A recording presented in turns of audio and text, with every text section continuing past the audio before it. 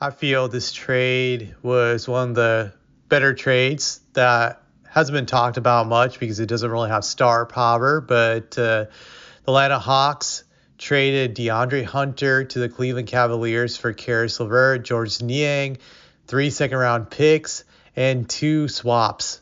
So that was the deal. I have to say, this was a pretty good deal for the Cavs. I think they made this move based on just their recent loss to the Celtics. And I just think they saw in that game they needed a little bit more to get over the hump. The Celtics are probably the team they'll have to go through in the East to get to the finals, or the New York Knicks. And you really want to have great perimeter players when you're playing those types of teams. Like, I say great perimeter players in the sense that they're above average in skill. And DeAndre Hunter is a very good player. You look at his numbers this year, he's averaging 19 points a game on 46% shooting from the field, 39% from three.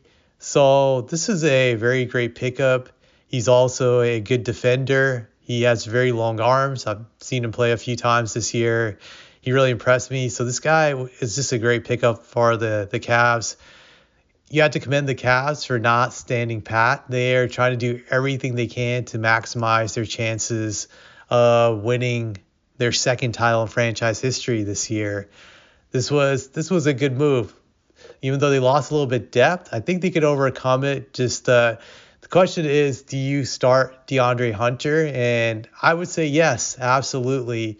You have him start as your three, and you keep the rest of the lineup the same way. Garland and Donovan Mitchell in the backcourt, Evan Mobley and Jared Allen in the front court. So yeah, this is a great move. Doesn't guarantee that the Cavs will win it all, but it's another move that could possibly get them over the hump when they had to face like the contenders in the East, or if they get out of the East, even the West. It gives them another body against a team like OKC that's loaded with perimeter players, just another swingman to throw at them.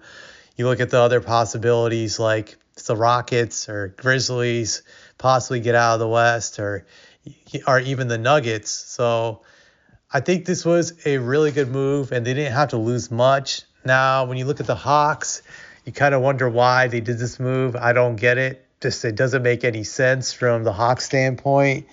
Hawks are still trying to get into the playoffs from what I see in the standings. They're not tanking, and I think it's, even if they want to tank, it's kind of like too late to do that now. I'm just looking at their record.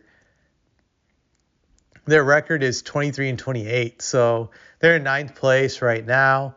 I really don't get this move, to be honest. I don't know what they were thinking, why they wanted to do it. Is this a move to shed contracts in the future? I don't know if Hunter was what his deal was currently right now.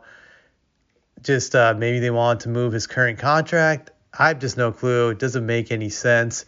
If you're an Atlanta Hawks fan, you're definitely hating this move because three second round picks and pick swaps doesn't really do it, to be honest. Those second round picks will turn out to be trash most likely.